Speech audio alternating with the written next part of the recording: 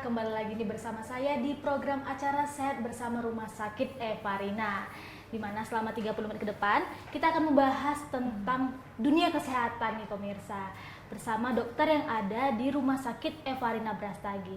Pemirsa, memiliki sebuah hati merupakan suatu hal yang membahagiakan nih, apalagi jika bayi yang Anda sedang dalam tahap tumbuh kembang. Nah, perkembangan anak sejalan dengan pemahaman dan interaksi mereka terhadap dunia sekitarnya.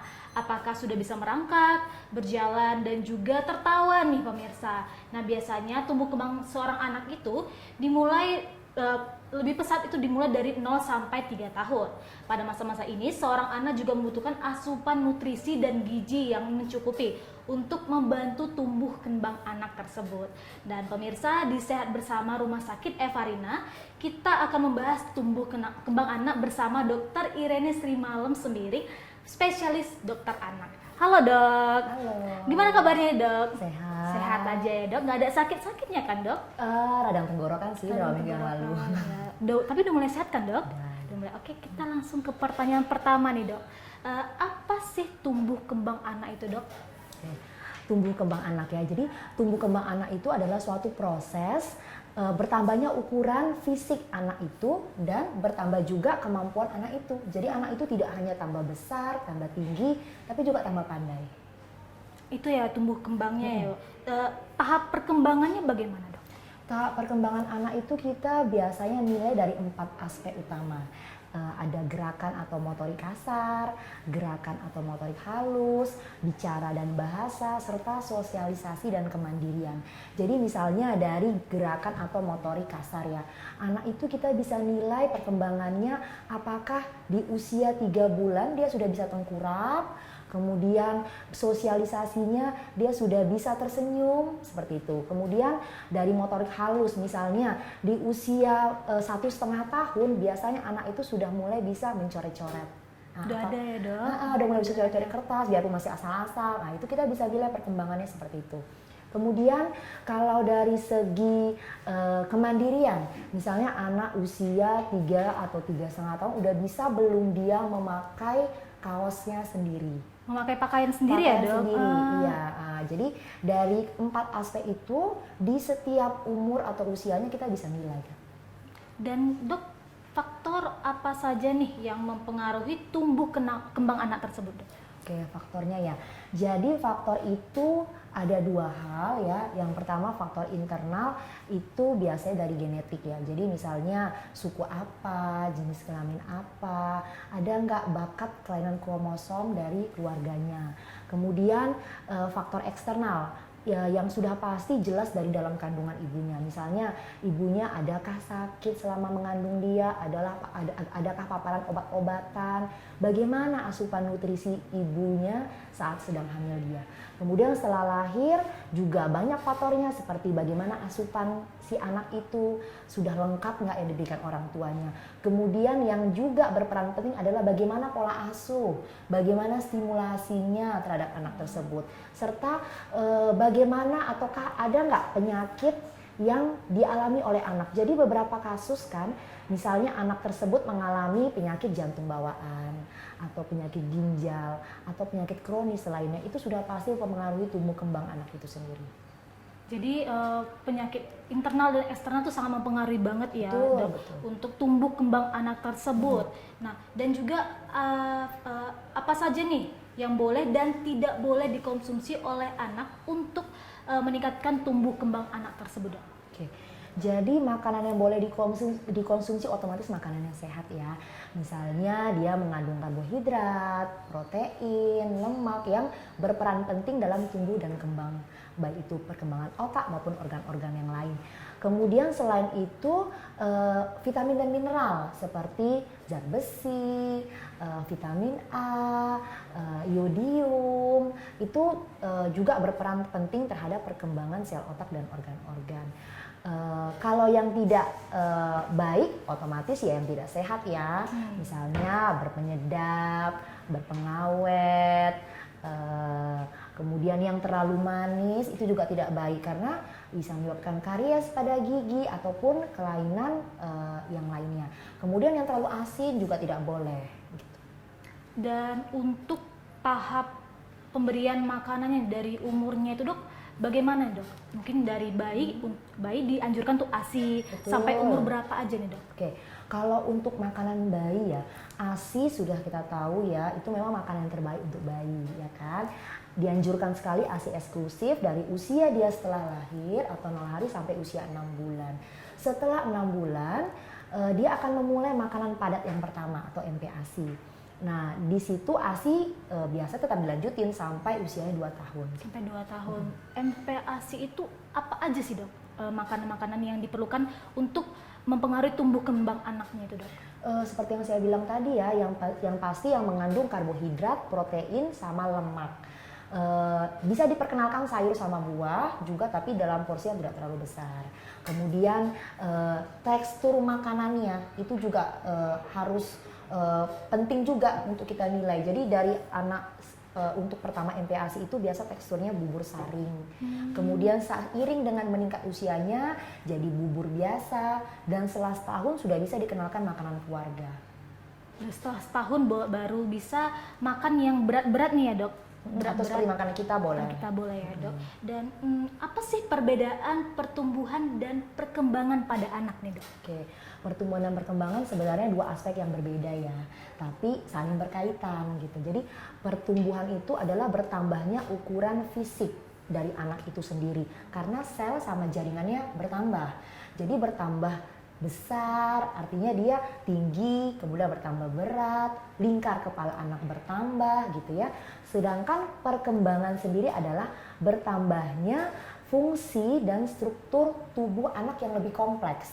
Jadi dari anak itu yang dia mungkin belum bisa ngapa-ngapain, misalnya dia baru lahir ya, cuma bisa gerak-gerak gitu kan, dia pelan-pelan mulai bisa telungkup, lalu duduk, lalu berdiri, lalu berjalan, lalu berlari, dan sampai dia besar nanti gitu. Nah, jadi lebih pandai lah ya. Lebih pandai dia ya. Kalau bertumbuh dia secara fisik, kalau berkembang dia secara kemampuannya lebih pandai gitu. Berkembang secara fisik, bertumbuh secara fisik, berkembang secara fungsi struktural gitu. Dengan pergerakan-pergerakannya ke depannya, Betul, Dok. betul. Ya. Terus ini, Dok, indikator perkembangan anak itu apa aja nih? Oke. Tapi jangan dijawab dulu, Dokter. Kita setelah iklan yang jeda yang berikut ini kita akan membahas lebih mendalam lagi. Jadi pemirsa jangan kemana-mana, tetap di dalam program acara Sehat Bersama Rumah Sakit Evarina.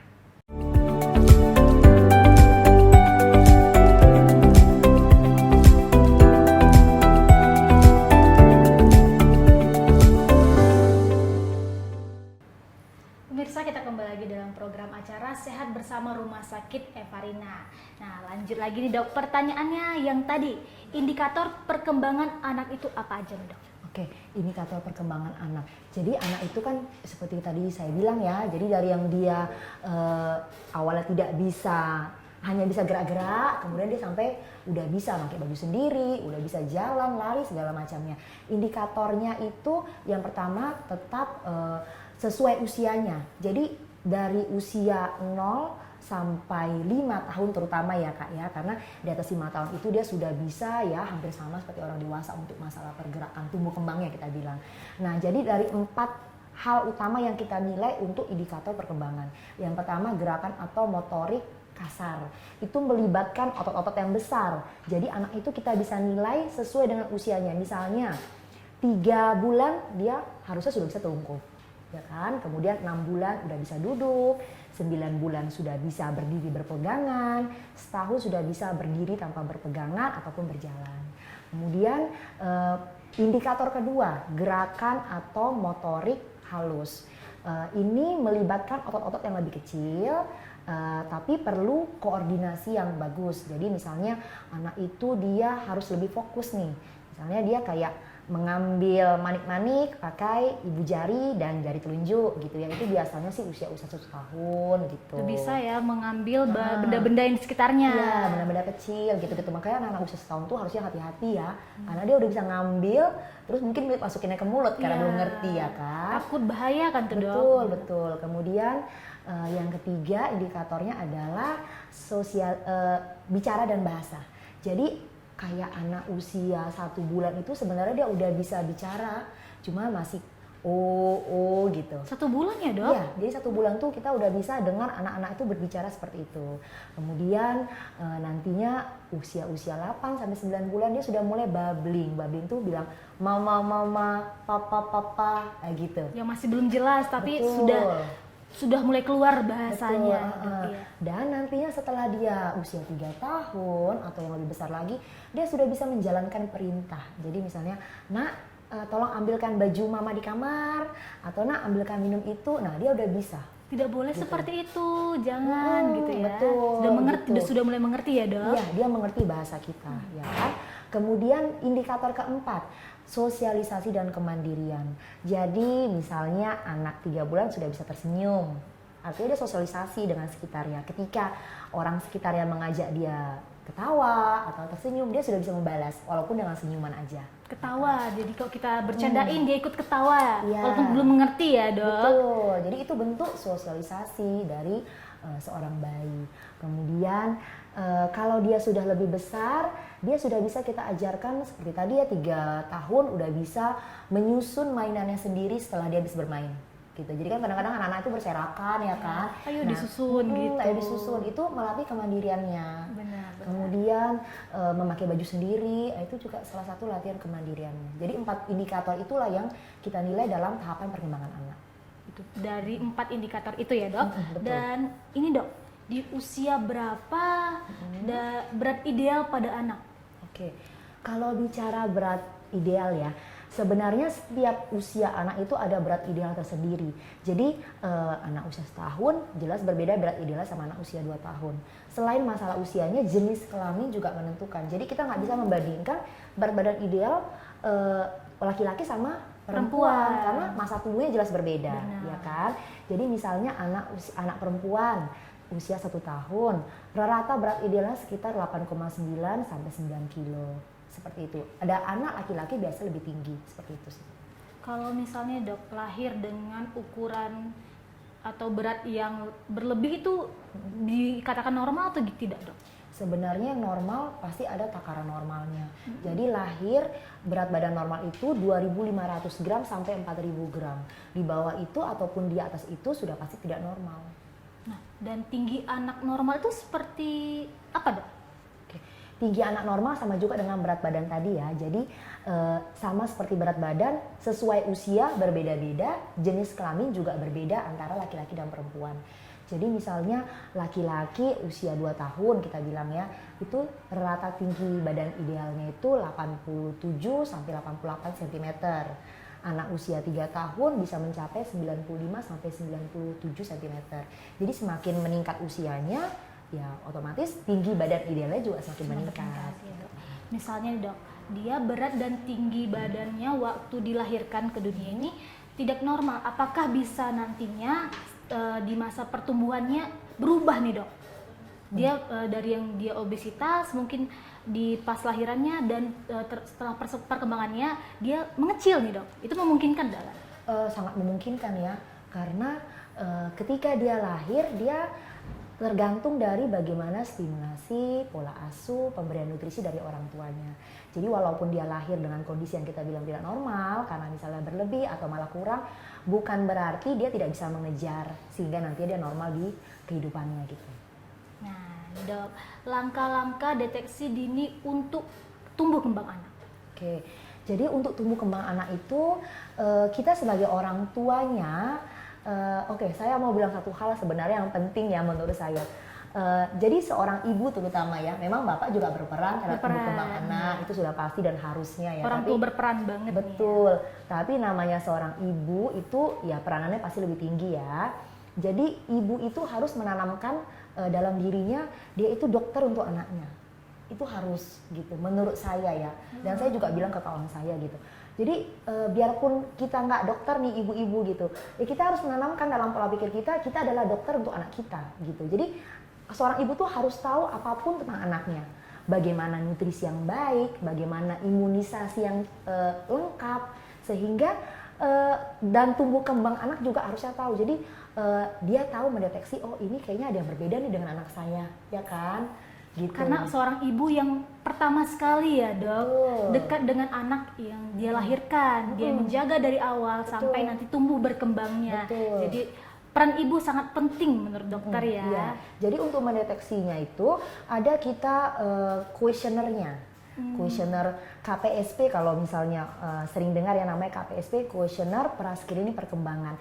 Jadi ada beberapa pertanyaan, sekitar 9 sampai 10 pertanyaan berdasarkan kelompok usia. Jadi nanti ditanyakan dalam kuesioner itu 3 bulan, sudahkah bisa telungkup? Gitu. Salah satu pertanyaannya, sudahkah bisa merespon, sudahkah bisa 9 bulan misalnya, sudahkah dia sudah bisa berdiri dengan berpegangan, seperti itu. Jadi dari kuesioner KPSP itu kita bisa mendeteksi secara dini tumbuh kembang anak itu normal atau tidak. Jadi dari kuesioner itu ya dok, bisa kita tahu anak itu tumbuh berkembang secara baik atau tidaknya. Betul. Dan itu bisa dikerjakan sama semua ibu-ibu yang di rumah. Semua ibu bisa ya mengetahui. Betul, Karena kan iya. beliau juga yang bakalan menemani anaknya tumbuh dan berkembangnya dok. Nah pemirsa, itu tadi masih seputar tentang perkembangan anak. Kita akan lebih mendalaminya lagi. Jangan kemana-mana, tetap di program Sehat Bersama Rumah Sakit Evarina.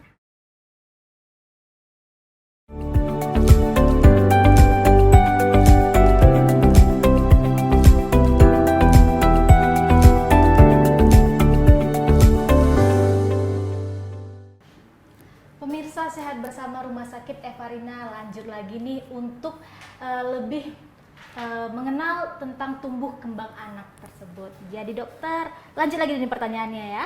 Apa yang menyebabkan anak mengalami hambatan dalam perkembangannya dok? Oke, jadi faktornya ya itu pasti banyak ya. Yang pertama sekali itu dimulai dari dalam kandungan, karena anak itu kan berproses dari dalam kandungan.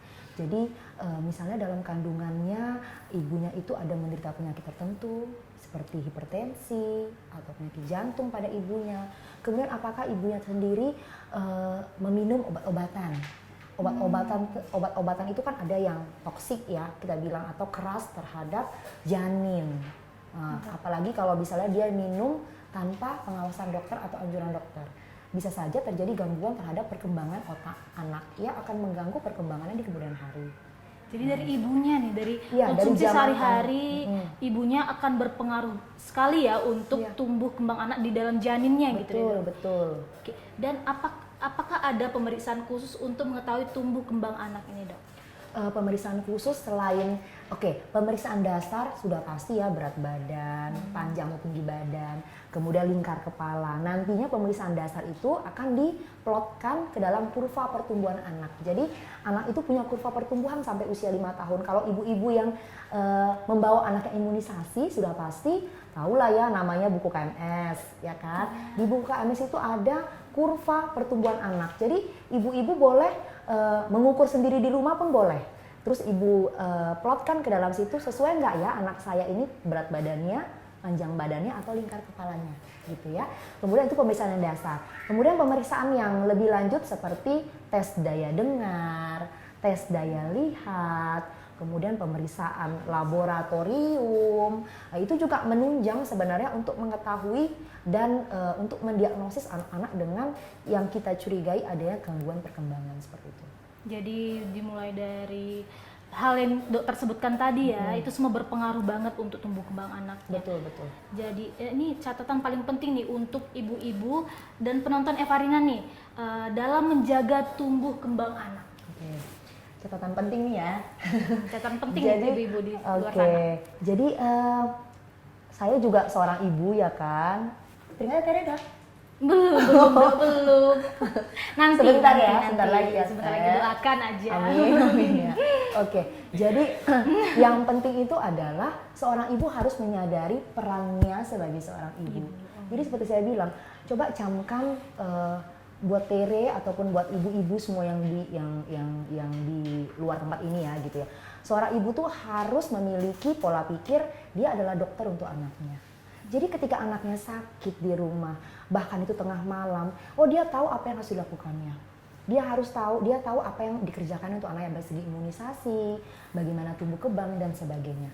Jadi yang pertama adalah pemberian nutrisi itu paling penting. Jadi seorang ibu harus tahu nutrisi apa sih yang baik untuk tumbuh kembang anak itu sendiri. Seperti yang menu makanan mengandung 4 sehat 5 sempurna, karbohidrat, protein, lemak, seratnya betul. Kemudian disempurnakan dengan susu, ya kan, baik itu ASI maupun susu formula. Kemudian setelah itu pola asuh orang tua itu sangat berperan penting ya. Jadi kalau misalnya di dalam rumah seorang anak itu merasa kok kedua orang tua suka bertengkar ya, kok diwarnai dengan keributan atau kekerasan fisik pada anak, otomatis itu akan mempengaruhi tumbuh kembang anak. Jadi anak tuh merasa mudah murung, mudah marah. Nah itu bisa terganggu karena pola asuh yang tidak baik. Lingkungan sekitarnya yang mempengaruhi untuk psikisnya ya dok? Betul, dan perkembangannya pasti akan terganggu kan ya gitu. Kemudian bagaimana stimulasi? Nah anak-anak itu berkembang dengan stimulasi juga. Jadi misalnya sebelum 3 bulan dia sudah dilatih tengkurap oleh orang tuanya, tummy time gitu. Jadi anak-anak itu 3 bulan aku udah kuat nih untuk angkat kepalaku, aku udah kuat nih untuk tengkurap. Dia udah mempersiapkan dirinya karena stimulasi orang tuanya begitu baik gitu ya. Kemudian kalau anak itu tadi pola asuh dan stimulasi. Kemudian penyakit pada anak. Jadi yang namanya penyakit ya kita kan berharap sih nggak kena ke anak kita ya. Tapi ada beberapa kasus anak itu memang lahir dengan kondisi penyakit bawaan. Baik itu penyakit jantung bawaan atau penyakit ginjal bawaan atau penyakit lainnya gitu ya.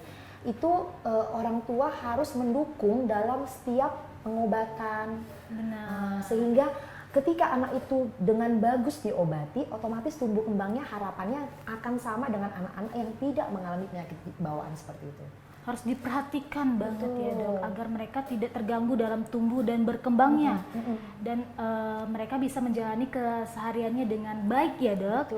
Dan tidak berbeda dengan anak-anak normal lainnya gitu ya dok. Kemudian imunisasi juga penting ya, karena kalau anak itu sakit pertumbuhannya terganggu. Ya jadi kan? imunisasi itu penting nih dok? Betul, imunisasi penting. Jadi dari usia setelah lahir dia akan mendapat imunisasi.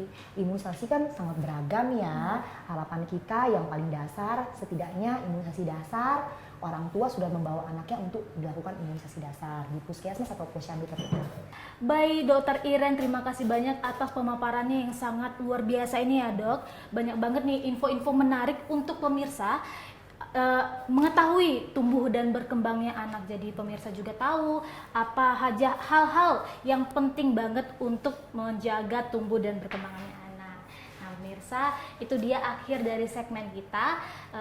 Kita sebagai ibu ataupun orang tua nantinya agar tetap menjaga tumbuh dan berkembangnya anak, mulai dari pola hidupnya, makan, dengan sekitarnya juga kita harus menjaga pola lingkungan dia agar dapat tumbuh dan berkembang secara baik ya pemirsa.